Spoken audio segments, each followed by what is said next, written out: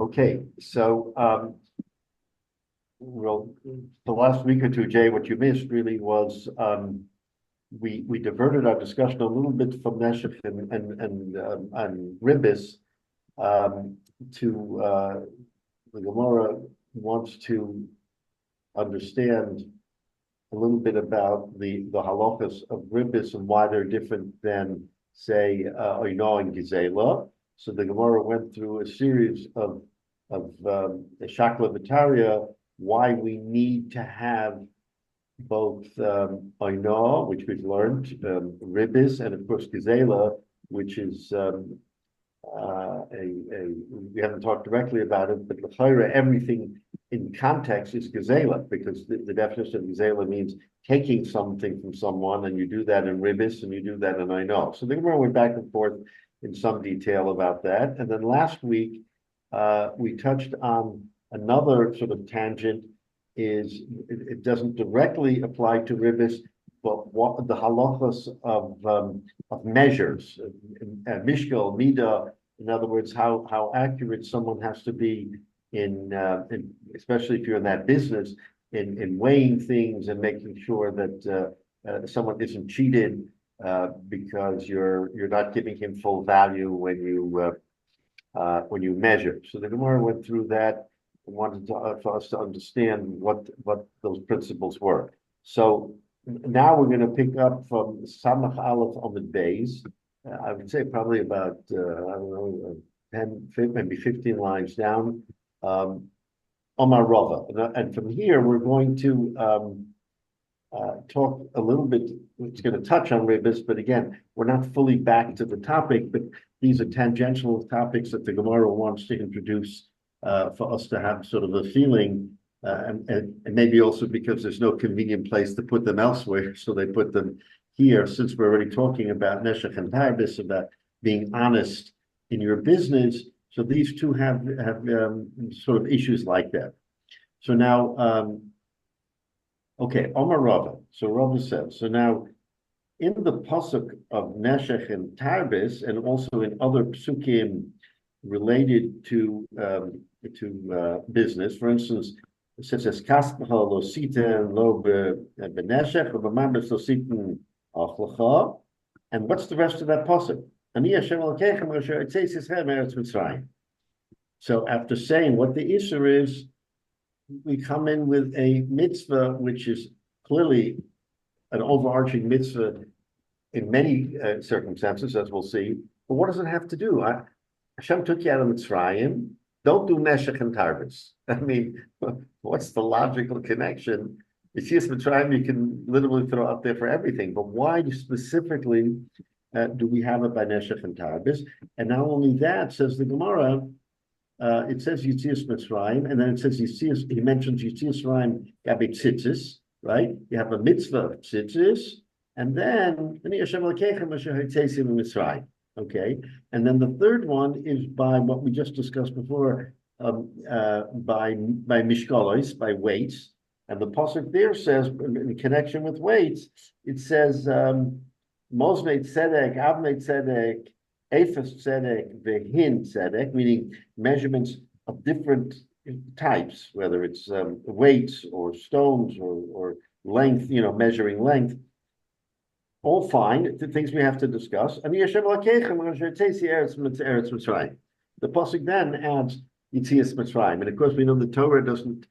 There's no superfluous words in the Torah. So why are we enunciating this in each of those mitzvahs? So it's a very interesting question, and the answer, says Rava, is Omar HaKadosh Baruch Hu. This is what the Rebbe Shalom is sort of saying, and I'm defending, but saying about the mitzvah. Ani hu shehivkanti mitzrayim, mitzrayim, right? The Rebbe Shalom, especially in the North Makkah of the 10 Makkahs, was the Makkah of Yitzias Mitzrayim. So we understand Yitzias Mitzrayim of Makkah's Bechiris. Okay, the firstborn, every firstborn of the Mitzrayim were killed, and the firstborns of the Bnei Yisrael were not killed. But what's pshat firstborn? So you have to understand what a firstborn is. Okay, a woman gives birth to a child, and it's a firstborn. Okay, but so it's a firstborn of the mother that we know of. But what happens if that woman had firstborns from a number of men? So the firstborn of every father, of every man, is considered a Bechor, even though it's not a Bechor to the mother. Because the mother has, okay, theoretically she can have one Bechor, but the terrace is she can have more than one. And that's what the Pasuk is saying. Anihu Shivchatani Mitzrayim. I am the one, Kaviyachol, who was able to sort of dissect this or understand this in Mitzrayim, to someone who had relations and had a Bechor, to someone who didn't have a Bechor. In other words, the Rabban Shalom is saying, I was the one, it's too complicated for everybody else to understand, but I understood, right? And so therefore, I was able to bring forth the Makkah of Bechoros to every Bechor and know who the Bechor is and who is not the Bechor. If a father had more than one child, then only the first child of that father would be a Bechor. But that's what gets complicated here. And again, it's even more complicated if the father had children with different women. So the Chayra, you can say that, since it really went after the father, then if three women had children from one man, then who's the Bahar? Who's the Bahar? So that's what the Rebbe Shalom is saying, that I had to sort of untangle this whole web of who was a Bahar at the time of Makkos Bechoros, right? And because of that, you have to understand that Anihu she'osed lipara. So I'm saying, I was the one who will punish. So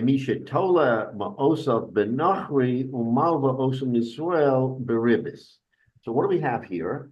A person is not allowed to give ribbis. So a person will sit down with his Gentile friend and they'll say, you know what? Here's some money.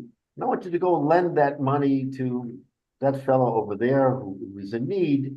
But I don't want to be the one to lend him. You'll lend him.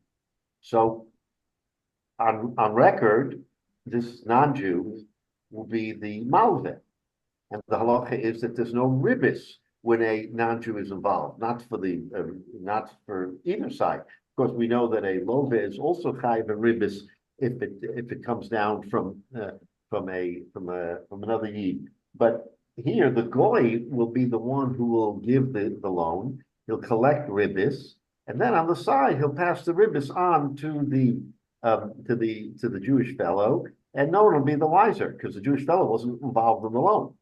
So, therefore, in the pasuk when we talk about ribbis, the Rebbe Shalom wants you to understand that just like I discern in Makkos Bechoros who was a Bechor, who was not a Bechor, I too will be able to discern and give lifro. I'll make a punishment to someone who does sleight of hand and thinks that he's going to get away with ribbis because it didn't come directly from him.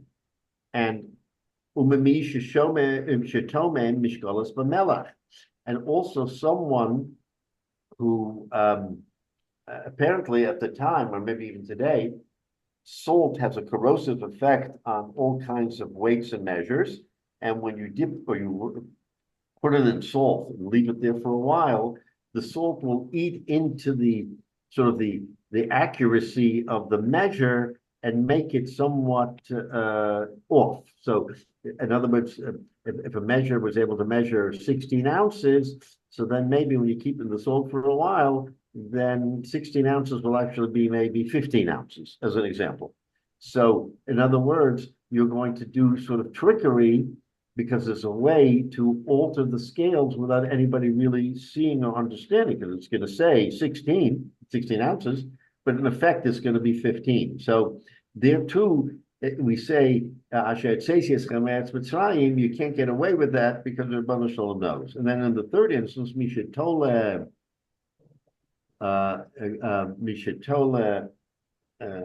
if someone is Kola Ilam Bebigdo, because there seems to be a resuscitation of the mitzvah of Techelos in our time. And we didn't have this. I didn't have this really growing up, that a lot of people wanted to wear Techelos. And there came a point in time over the years where people wanted to be medakdek and wear Techelos in their tzitzis, because it's a big mitzvah. And now you see many Talesim and Talesim Ketanim that have Techelos. So here's the issue.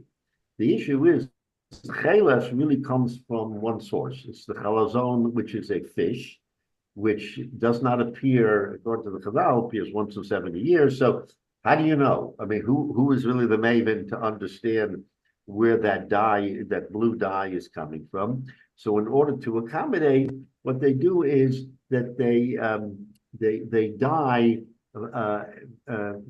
from a different source. I don't know exactly what the source is, but it's supposed to be a dye that is like the chelas. So he said, but that's not chelas. You're not mekayim the mitzvah.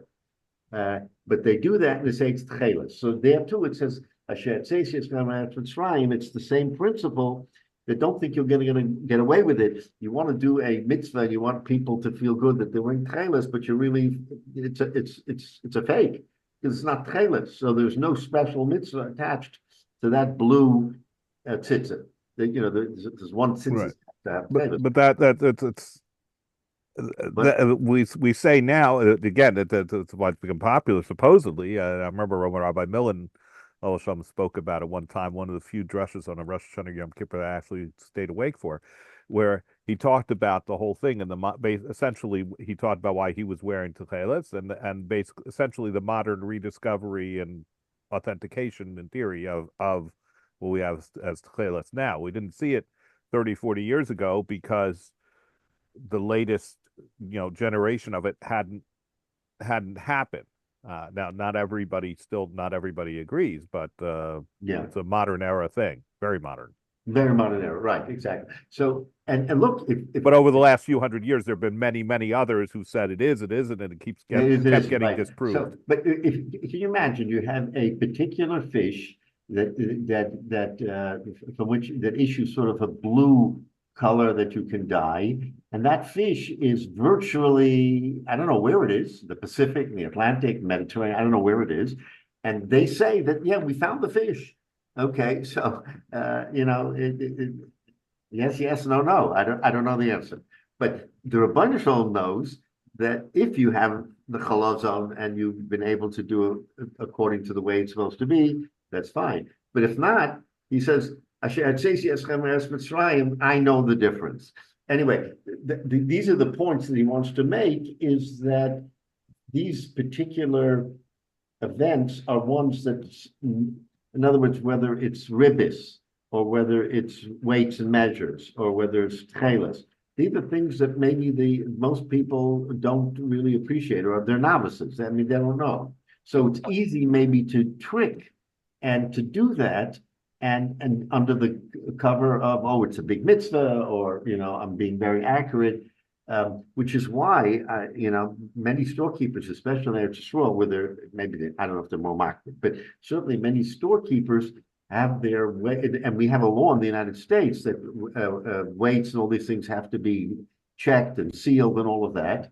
And so, I always, whenever I pump gas, I'm sort of curious because there's always a 9 afterwards, right? 131.9, 131.9. So sometimes out of habit, I will put the gas in and I'm going to stop at 121.9 and I'm going to see, is it a gallon?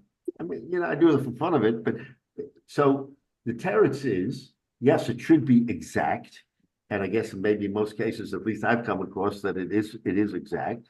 But how easy would it be if you could manipulate that a little bit? And there's millions of gallons that are used a day, and even a fraction of a cent starts adding up into money.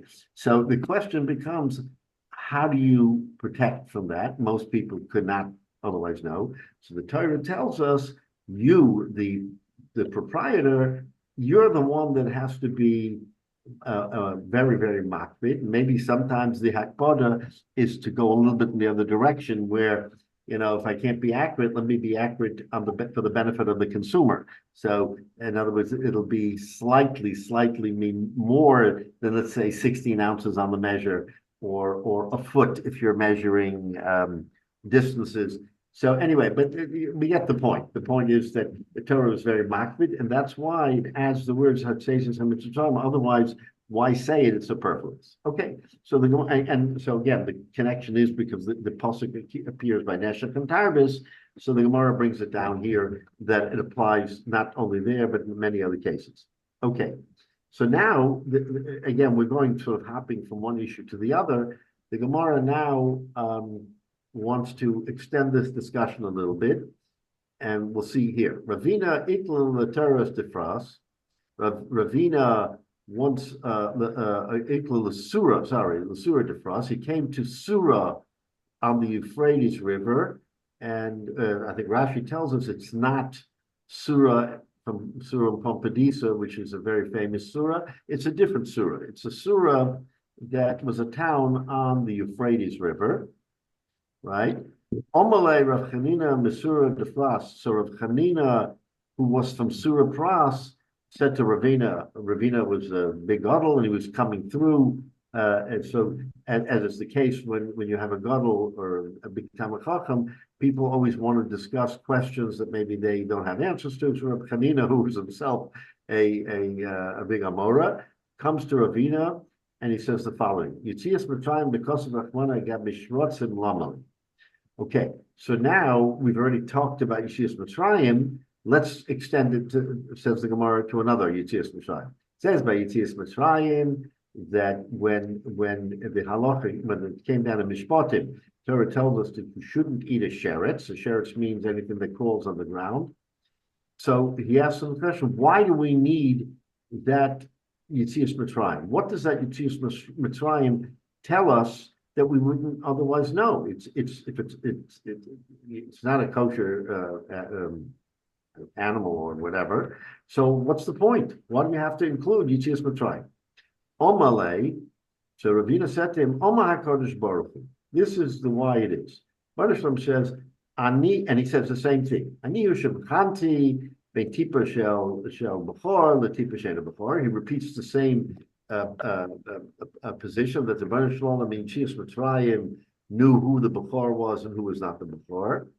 And he says, Ani Osed Lefroa. So by the same token, I will punish Mimi Shemarav Krive Dogim Tameim. So in the world of, I guess, the aquatic world, or the world of those kinds of animals, it might be very easy to, for instance, if you eat fish, right? And we know that, I guess most, I don't know about all, but let's say most white fish are considered to be snapi rekaskesas, they fins and scales, and therefore they're kosher. Okay, but there may be those to the untrained eye that aren't, for one reason or other. Maybe they don't have fins or scales or whatever it happens to be, but yet they look almost identical to the fish that we may eat.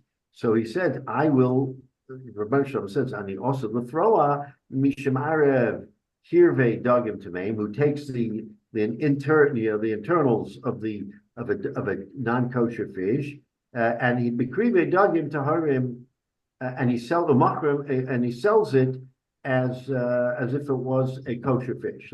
And again, the unsuspecting consumer is not going to know the difference. Therefore, the Torah says we have to be particularly makbid, and we have to say that just like we said before, in order to let someone know, if you're an unscrupulous person, the Bava Metzia will ultimately know and will punish. Okay. So on that specific item, the fish. So as I understand it, if anybody else has any other information, they can certainly speak up, but I understand it that salmon, because it's a unique color that really no other fish, certainly no non-kosher fish has. It's a unique color and type, and there's no question.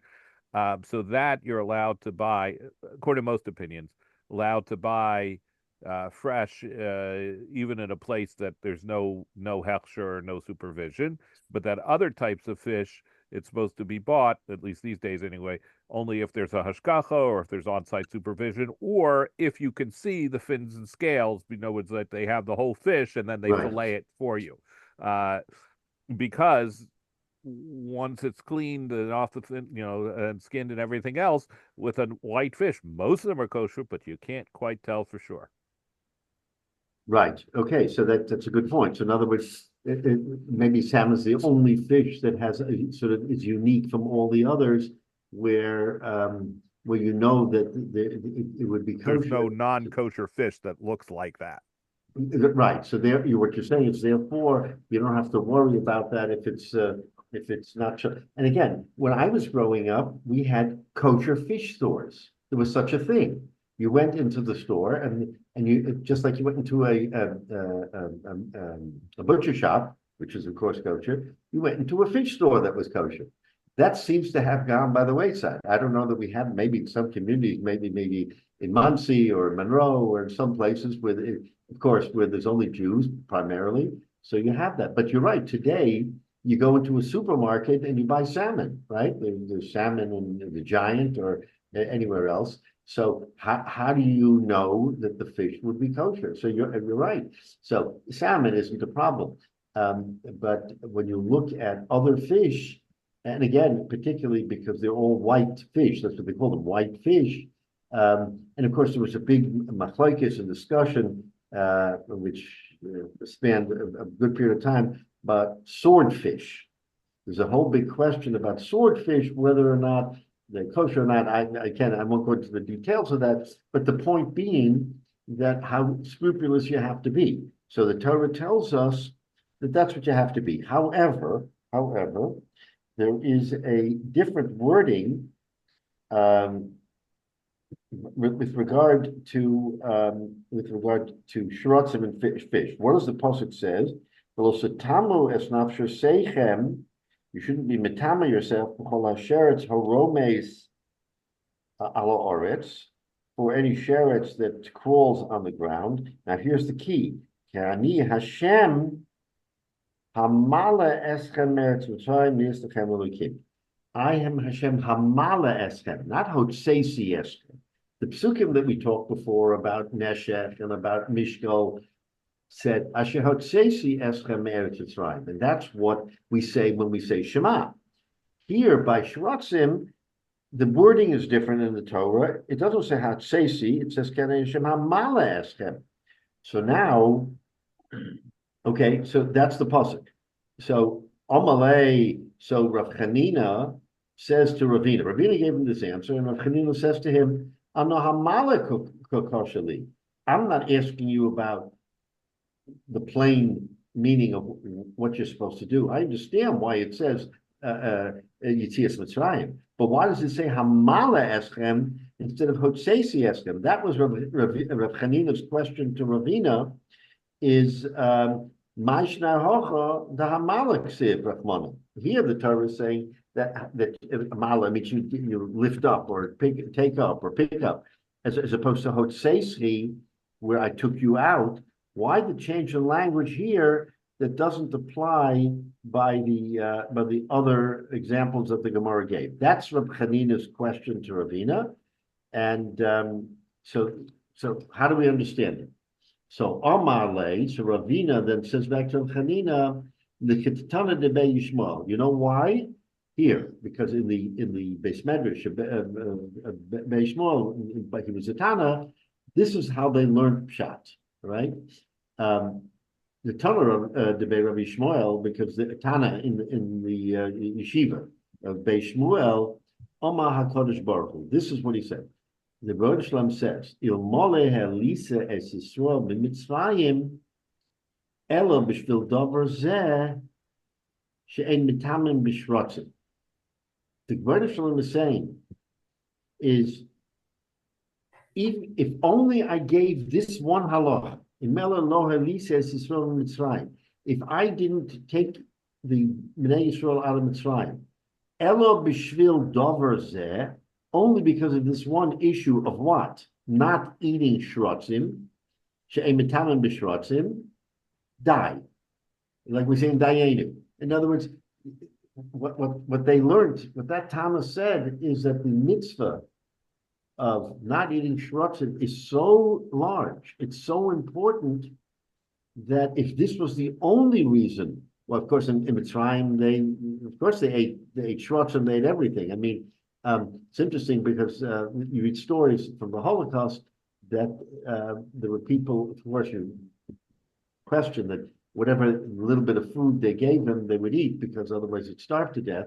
But there were yechidim, there were people who somehow they survived, and they didn't eat certain foods that say were non-kosher, but we know that for pigeon nefesh, that when you want to save someone's life, you can give them poison. I mean, poison meaning non-kosher stuff. You can give them gelatin, jello, whatever it happens to be, because b'chayis nafshe seichem. So, in other words, non-kosher shouldn't be an obstacle to saving someone's life. So here, what are we saying? We're saying that this Tana said that if the only reason why we had Yetzias Mitzrayim is so that we can learn that you shouldn't eat shrotzim, that would have been sufficient. So it's a little bit hard to understand why this one mitzvah of all the mitzvahs, and the Rabbanu Shalom is saying this mitzvah is so special that sort of overshadows everything else when it comes to Tumah and Tara, but also when it comes to the whole Mishnah, the whole puzzle of mitzvahs. This mitzvah stands above them. So this is his answer, and that's why it says Hamala. Says Amalei Rav Chanina, as Rav Chanina says, we nafesh agrayat fei meribis and mitzitzis mishkalos. So are you going to tell me that the schar, the reward for the mitzvah of not eating shrotzim, is necessarily a bigger reward or a bigger mitzvah than ribis or tzitzis or mishkal or a whole variety of other mitzvahs? Is that what you're telling me? In other words, if you're telling me it says Hamale, because the Rabbi Shalom valued this mitzvah so much that he uses the word Hamala instead of Yitziyah. If that's the case, are you then saying that this mitzvah kind of trumps every other mitzvah? That's Hanina saying that in one of it. We don't have any source that says that one mitzvah like this is greater than any other mitzvah. That's Hanina's kasha. So then Omalei, so Ravina then said to Rav Hanina,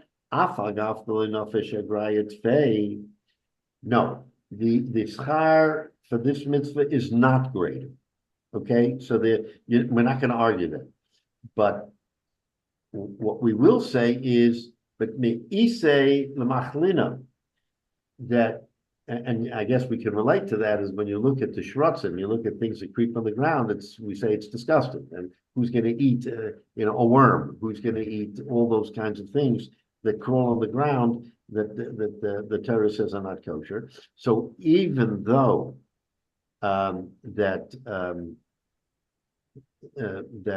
a person is repulsed from eating things that are crawling, so therefore his interpretation is that when you do that mitzvah, you're raising yourself, not in terms of schar, but you're raising yourself as a person, that you're not going to stoop to such a low level that you are going to eat a sheretz. And I guess there's a certain seichel to that, because when you do, let's say, a sin in neshech, or a sin in mishkal and midah, and doing those things, you don't necessarily think of that as that's geferlach, that it's ma'aseh b'chol yom.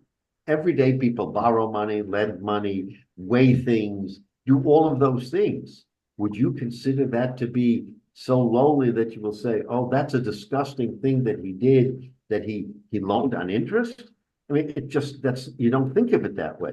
So therefore, Ravina says, so the Rebbeinu Shalom is telling us that why he uses this word here is because when a person doesn't eat a sheretz, he is lifting himself up to a higher degree than someone who does, which is not necessarily the case when you do all the other chatoim that we're talking about here, like ribbis.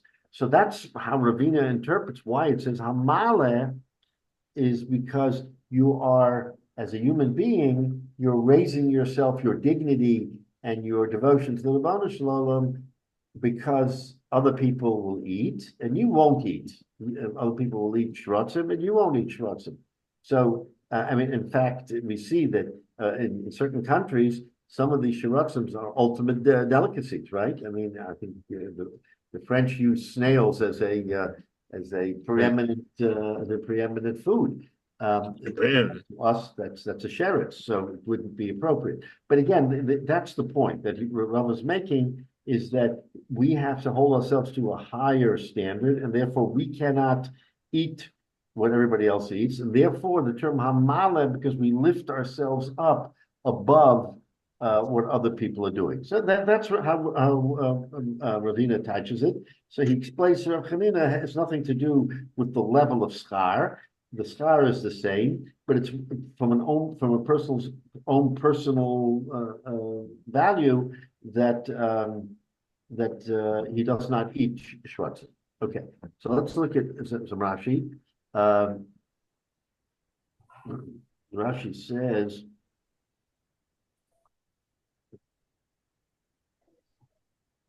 okay, by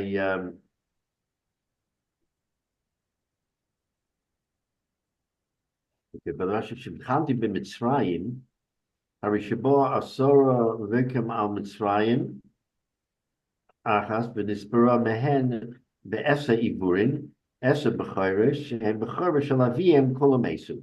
So he says if there were 10 people who had children even from one woman, then all 10 of them would become B'Chayrim. So therefore, they would all be subject to the Makas B'Chayris. And again, who can understand that? And people won't necessarily know that. The Rebbeinu Shalom knows it, and therefore he says that just like I was able to sort out that complicated a part of Makas B'Chayris, therefore you should know that I am watchful kaviyachal over everything else. That's the example of why it says Yitzias Mitzrayim. Now, in the case of Ribis, we're saying Toila Ma'osav Benachri, Malva Ma'osav L'Yisrael Beribis, a person will lend in Ribis, Va'omer Shal Nachrihem. He said, no, it's surreptitiously, it's the goy who's lending him money. So therefore, that too, no one will know, but the Rebbeinu Shalom will know because he'll understand. I'll let you know. By the case of the Tcheles, Seva Hadoma L'Tcheles, I guess there were trees from which you could, the syrup maybe of the trees were bluish. So it was a color hadoima l'tcheles, v'rachmana oma psil techeles, b'tcheles doma v'yikorim. It was much more expensive. Shetzova b'dam chilazon, because it came from the blood of the chalazon. She'ena ola min hayom ela achas l'shivim shana. So it only appeared once in 70 years that the people who were able to sort of fish and get this chalazon. So what it seems is that when the chalazons were fished, they would maybe fish a number of them and be able to extract the dye and use that dye over a long period of time. But then the chalazons would disappear again. Again, they probably wherever they were in the yam, and then come up again later. So that was the trick. The trick was that the chalazon, the blue of the chalazon, was something that could last a long time. So there was a person who was selling trailers and said, "Oh, this is from the chalazon that we captured 5 years ago, and now I have this beautiful trailers." So who would know? He would know, nobody else. So the Rabbi Shalom says, "Don't think you'll get away with it." Okay. Now, Surah before us, he came from Surah, the town of Surah. So Rashi says, Surah HaYeshevas al Mahar Paras, the Ein Zu Surah Stam. So again, Rashi, I don't know how significant that is, but he said, this isn't the Surah of the great Surah where the yeshiva was. It's a different Surah. Why it matters, I'm not 100% sure, but Rashi wanted to be medactic and said that's where Rav Chanina was from, this surah, not the other surah. Bishrotzim, v'hi b'yoyim hashmini, says in the pasuk Yibam Hashmini, ki ani Hashem hamala eschem eretz Mitzrayim, because I took you out of Mitzrayim. So the word is hamala. That's what he was questioning. Why hamala when everything else is hotsesi eschem eretz Mitzrayim? So he says, Ella b'shvil davar zeh, right? Kedemufarish lekame sheheim ma'olim v'noim v'eina nem'asa b'shkots and halalu, because they didn't participate with these again b'shkots, I mean these nasty or disgusting animals. Lahache kasav lasha and ilui. That's why he says ilui instead of haitzor. Shemala gedolahi etzlam. It's a mala gedola. So that's what we said. You're sort of lifting your kedusha. You're lifting who you are as a human being. We say you are what you eat. Okay, fine. What does that mean? That means if you skirt the laws of kashrus, and you'll hop around something that may be not kosher and won't be so important, and you say, oh, well, not a big deal. So here we're saying that a person who is really careful in everything he eats will be uplifted. So here we're talking about particularly about shrotzim, not about other animals. I guess in the case of a sheep or a cow or whatever, it maybe is more evident because most of those are kosher. But again, this might apply if someone knows that a kosher animal was not slaughtered properly, he's not supposed to eat it. So if he eats it, then who's going to know? So this by shrotzim is talking about shrotzim, but also in some way can be exemplified in other foods that you eat, that's a hasra to all of us. That if we have to be makbid in what we eat, and that's why we eat kosher food, because we know that our souls, our inners, will be uplifted, and that's why he uses the word hamala. Okay, so that is kind of the answer to that question, and then we've kind of resolved what he means here by mala. All right, so now back to the subject of neshek and tarbis. So the Gemara says the Eza tarbis. In the beginning, when we talked about neshek and tarbis, we said what is neshek and what is tarbis? What is considered interest by neshek and what is tarbis? So he quotes the Mishnah, the Eza tarbis hamar b'peiros. In other words, it's not a lending. Lending is neshek, and that's all it is. It's someone who lends money and gets a higher return. That's the definition of neshek. What does it mean? Tarbis hamar b'peiros. What does that mean? And we talked about it, but here the Gemara is going to sort of identify Ketzad. What an example? Lo kachaimenu chitim b'dinar zav.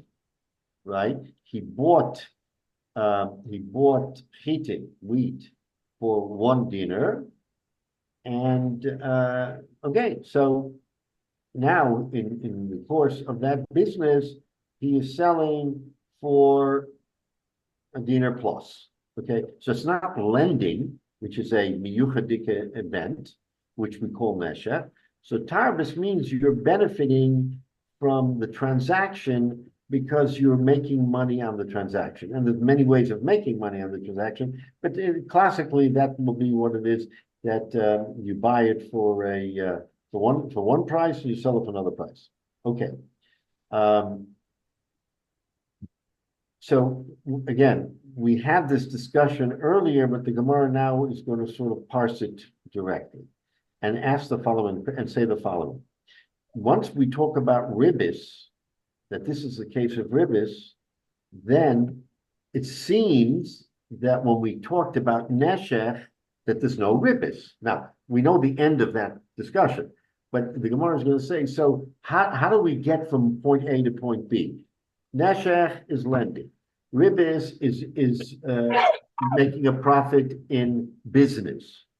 So if ribis is making profits in business, then by definition, there's no ribis in lending. Because in lending, although you could say it's for business, but the point being that it's very obvious that when I lend you $1 to pay me back $1.10, that's ribis. So there's no, the whole point of ribis is because in the course of business, it may not be apparent that you are violating anything. That's what ribis is telling us, that when you do it in business, okay, so in business, maybe it's not so clear what you're doing. In the case of neshech, it's clear what you're doing. You're lending someone a sum, and he's paying you back a sum plus something.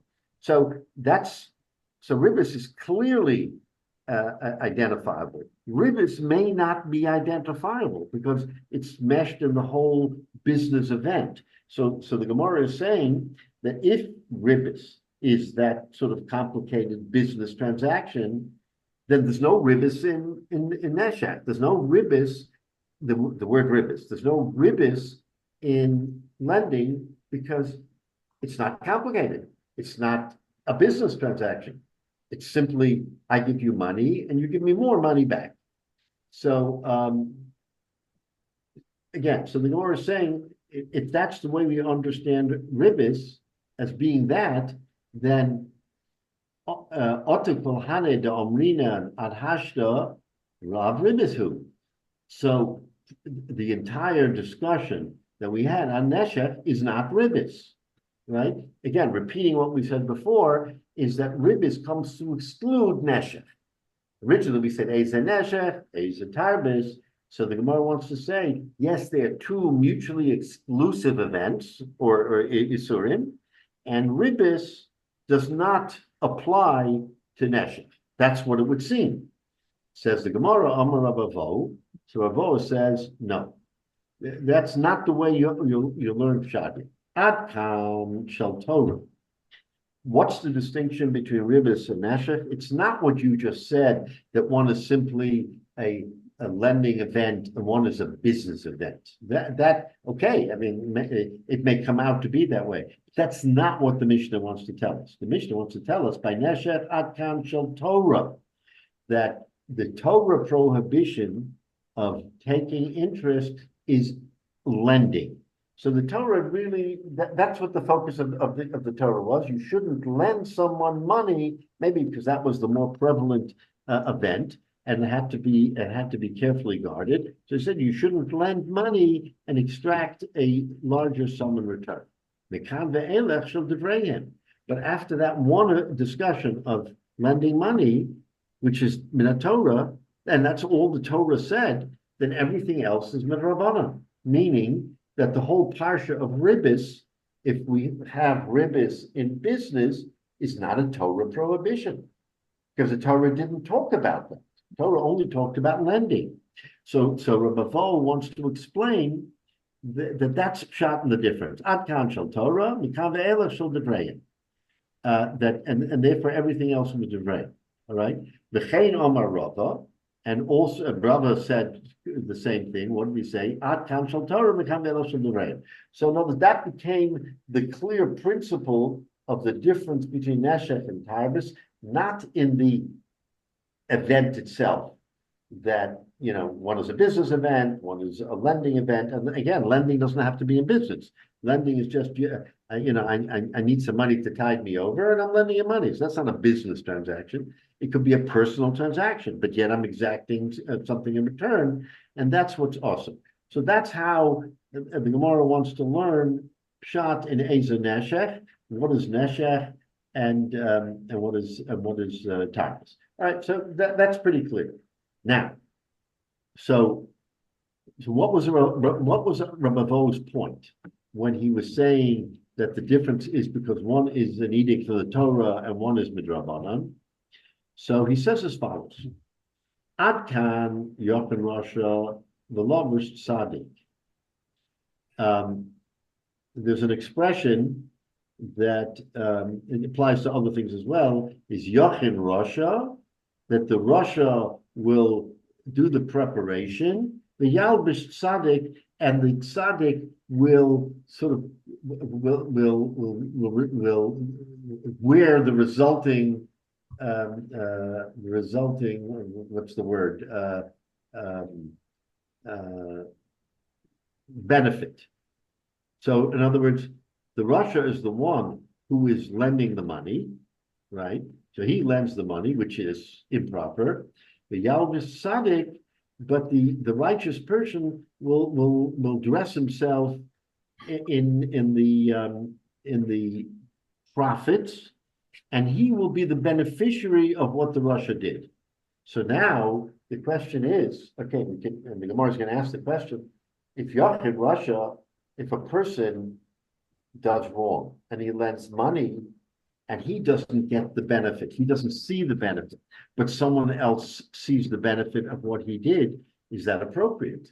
Is it appropriate for someone to benefit? Can I benefit from your Isser? You did something wrong and you didn't enjoy, you never got to enjoy it, but for whatever reason, you died. Okay, a person dies and he doesn't get the benefit or use the benefit of his rishus, of the interest, but yet his heirs are the ones who have the benefit because they have the money. So says Rabbi that that's the pshat. That is the pshat. When we talk here about neshech and tarbis, we mean to say that the Mishnah is telling us Yochen Rasha v'Yalvis Tzaddik, that is an appropriate thing, that the Rasha can do the work, and the Avera do the work, and yet the Tzaddik, and that's what the Baruch Shalom is going to do, is because he's not going to let the Rasha benefit from his rishus, but he's going to let the Tzaddik, the person, and again, Tzaddik is not necessarily the righteous one, it's the person who didn't do the Avera. He may be the unwitting beneficiary of a misdeed, but so we call him a tzaddik because he didn't do the avera. But that's what he means, is that's what he wants to interpret from the Mishnah, that principle applies, that if a person commits an avera, he won't see the benefits of it, but someone else will, maybe his offspring or someone else, but not him. So okay, so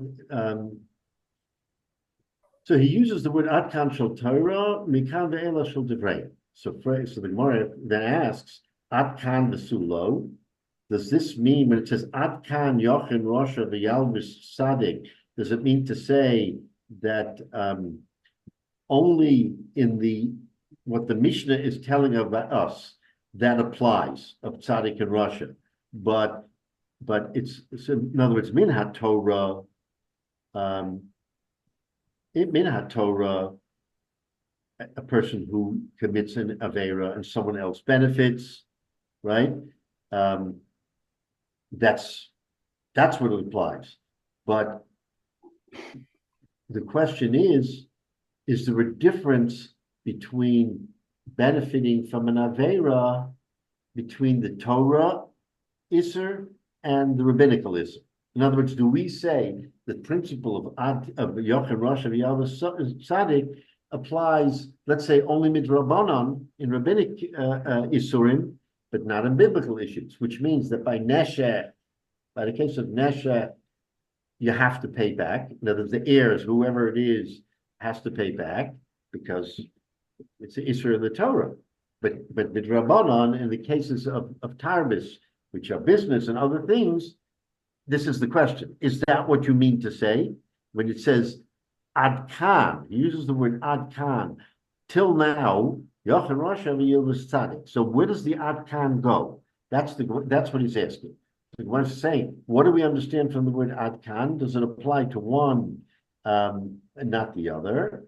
So the Gemara says what Rabbi Vo is saying, Ela afilu ad kan, Yochanan Rosh Sadik, right? That even where a person does, let's say, something that's an Issa Deraisa, which is Neshech, even there too, the principle of Yochanan Rosh Sadik applies, and Minhat Torah, you don't have to give it back. And we'll see the Gemara is not going to have an in-depth discussion of that, because is that appropriate? So in other words, you do an Aveira, it's not a tag team. You did the Aveira. You're alone. You did it yourself. But it turns out you don't, for some reason, you won't benefit from it, but someone else could be an heir, it could be a friend, it could be a spouse, it doesn't matter. And so what Ravo is saying is he's been mechadish that ad kan shel Torah applies even in the cases of a law from the Torah, which is neshech, that there too there will not be a the Yalvish Tzaddik, the Tzaddik will be able to get the benefits of the wrongdoing of someone else. So that's how the Bavo explains it. Okay, okay, so that's the end of the discussion here, is that we learned from this that if a person does an Aveira, that someone else who can benefit from it will not have an achrayus to make the victim, so to speak, whole, and that he can benefit from the Yisurim of somebody else. And that's again, I'm not talking about halacha, but that's how Ravo, because there are, in halacha there are other complicated factors that come in as to whether or not a person has a responsibility to sort of refund the victim. But here, for our purposes, Ravo is saying that it goes on the Torah as well. Afila Adkan, it goes on the Torah as well. Right. So now, Rabbi, excuse me. Yeah.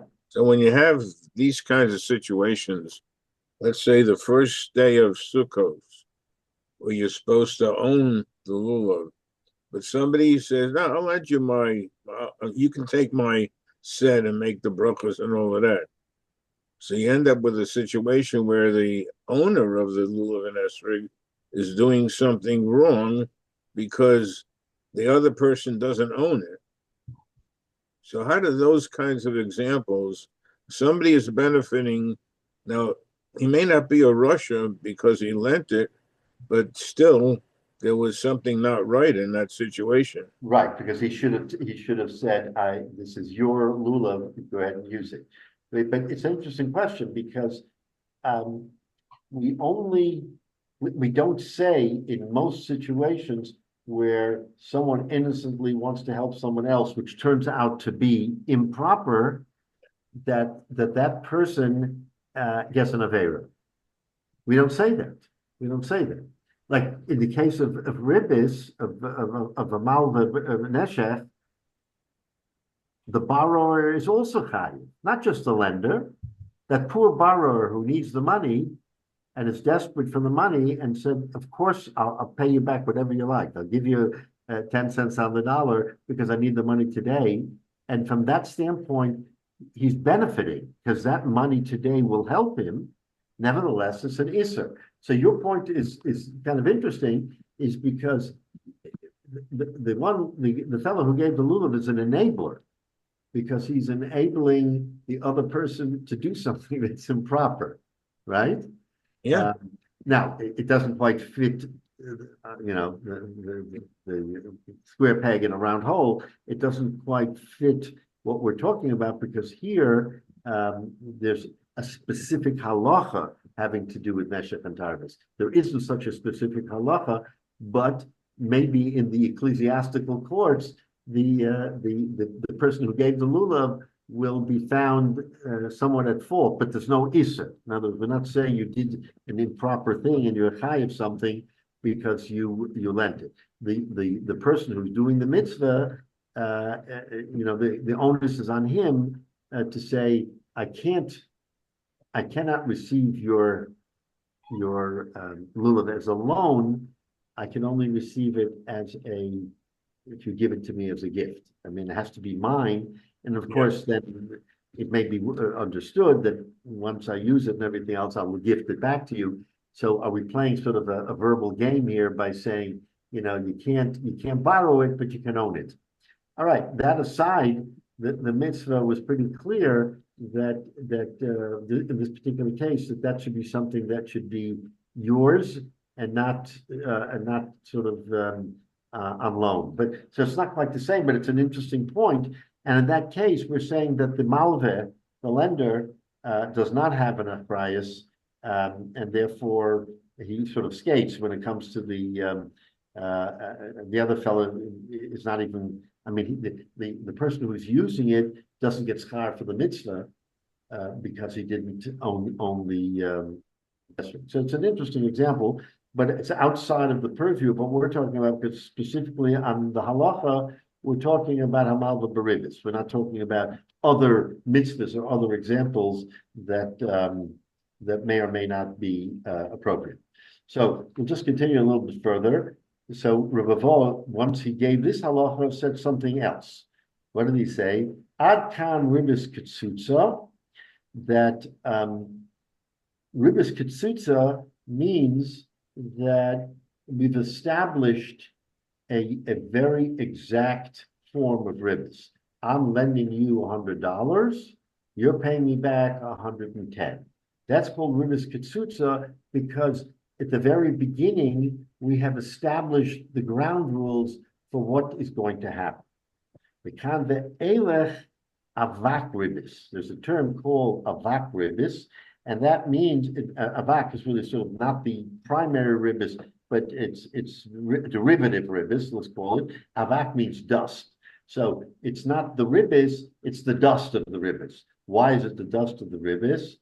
Because you're again, when we talked about examples of ribis, there was no clear-cut arrangement of what the ribis would be, which is then considered ribis midaraisa. So the ribis midaraisa is when you say in the very beginning, I'm lending you this amount, you're paying me this amount. In business, it's not that clear cut. Remember, we have the case of ribis, the classic case of ribis, which where from the Mishnah. So the Gemara said the classic case of ribis was that a person bought, let's say, a bale full of wheat, and he said, "Can you hold half of this because I only need half of it now?" So he took the half of it, and the Gemara explained that he owned the whole thing, but he just left half of it sort of, he didn't need it, and the seller was willing to hold it. Then the case was with that half that the seller was holding increased in price. So now he paid 10 shkalim, of course it's 30, let's say 30 shkalim for the entire amount, took half of it, the price increased, and now what's left, the seller is holding, is now 30 shkalim. So basically, he's got a windfall of 30 shkalim because he used half of it, and he has all of his money back. That's not ribis. That's not a ribis. And the Gemara explains because he owned the whole thing from the beginning, and the profit was his. What is ribis? Ribis is, he said to the seller, you know what? I don't want the rest of the wheat. I want to be able to trade in my wheat and buy wine. Geffen. So that's fine. If the seller has geffen to trade him, that's a fair exchange, says the Gemara. But if the seller says to him, you know what? I also am a wine trader. I don't have the wine with me right now, but I'm a wine trader. So why don't you leave the wheat with me, and for the 30 shkalim of the wheat, I will give you wine. Why is that ribis? That's a case of ribis. Why is that ribis? Because at the time that he makes that transaction, there's no pre-arranged price for the wine, as there was in the case of ribis, right? Prearranged, that's what we call ribis ketutza. But here, so the ribis will be the unknown factor. It may be 30 shkalim. What happens if that amount of wine is he's going to give him 35 shkalim worth of wine because he promised to give him wine that is equivalent to what he has. So but the wine may be, you say, okay, I'll give you a liter of wine for this amount of thing. But that liter of wine may be a greater price. That's called ribis. So that's the distinction between ribis ketzutza and avak ribis, is because in the case of ribis ketzutza, we know it up front what the ribis is, right? But otherwise, it may be a ribis that will only sort of materialize or unfold later, and therefore it's not the same kind of ribis. So there's different halachas for both of them. So let's look at Rashi. So Rashi says, Rabbi, what happens if he says, "Listen, I'll get you the wine, and let's say the wine you've already paid me $1,000. I'll give you the wine. I'll give you back your $1,000. But if the price goes up, I won't charge you anything additional.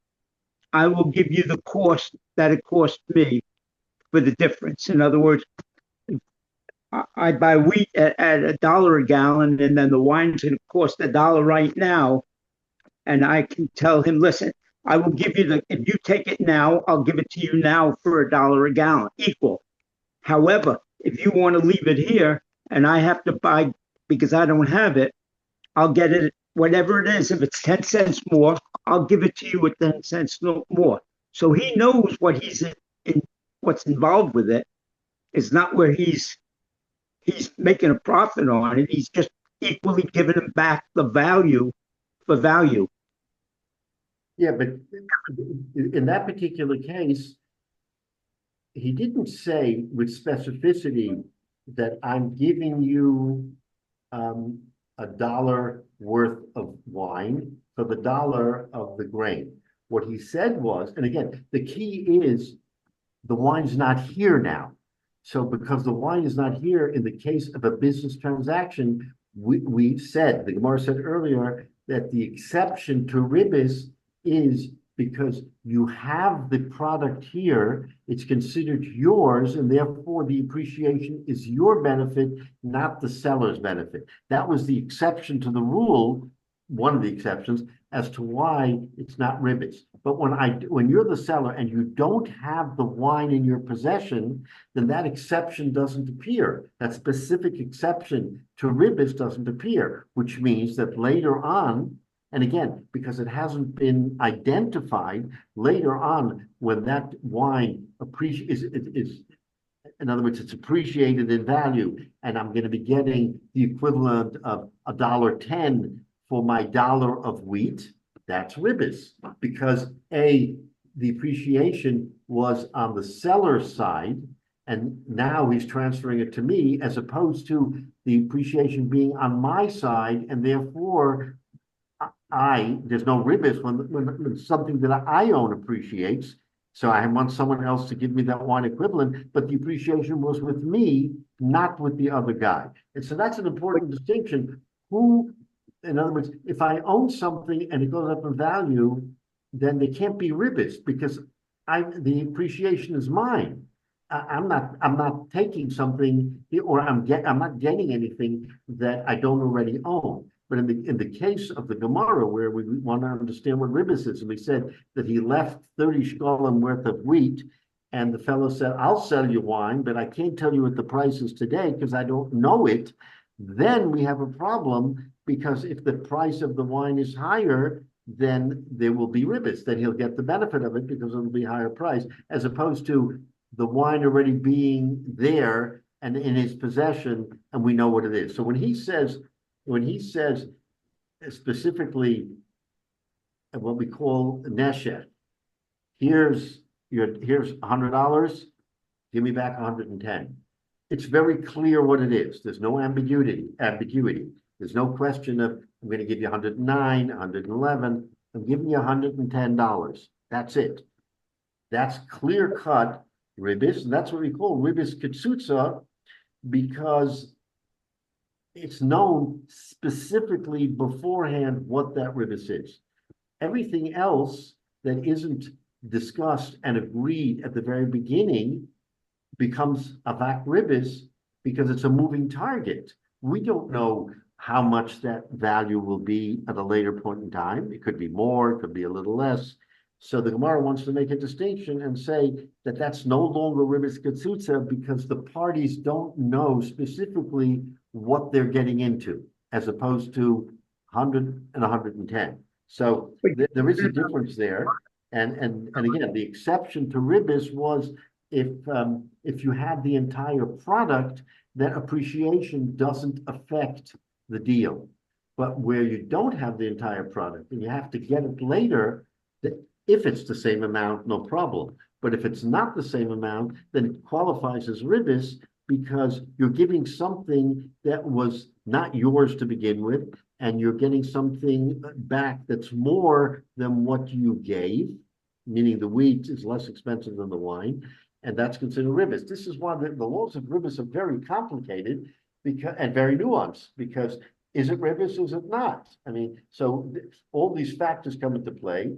But today, again, we have a star that sort of, I mean, we have a way of getting around it so that, but at one point in time before we had that, ribis was a very complicated system that people had to be very, very careful not to violate. It was not so simple as to what was considered ribis, what was not considered ribis. So that's what the Gemara is telling us here. Rashi says, Ad hashta hamal v'sela b'chamisha dinar shel Torah derech halvo, because mina Torah that's considered ribis. Ad kan yochen rosha v'yalmus tzadik she'im meis. Let's say the person dies, v'heniach lebanav mo shel ribis, and his kids inherit money that was gained through ribis. Ein chayavim lahachzir. They don't have to return it. They're not guilty of the avera. That the Russia will be the one who'll do the work, and the tzaddik will wear the clothes. So he'll be the beneficiary of so he says, At kan v'sulo bitmio kolshkein derivas to rabbanan ein haben chayv lahachzir. In other words, the Gemara there said that this applies by lending, but we're not sure. But what about by business? So Rashi says, what do you mean? What's the question? Kol shkein derivas to rabbanan ena ben chayav lahachzir. If mider oraisa, an issa de oraisa, we're saying that the children or the heirs don't have to repay, and that's already an issa de oraisa. Then by Nisa Rabbanan, are you going to make them return something that, let's say, the father did and was an Issa Rabbanan? Of course not. It's a Kal V'chomer, right? So he says, I was going to beat me up. So he says, Afilu ad kan, the ribis d'oraisa, the ribis d'oraisa, also you don't have to return. Yocheno of, Shu Russia, the Yamos, V'lo Yehane v'habein shehu tzadik ein chayav lahachzir. Right?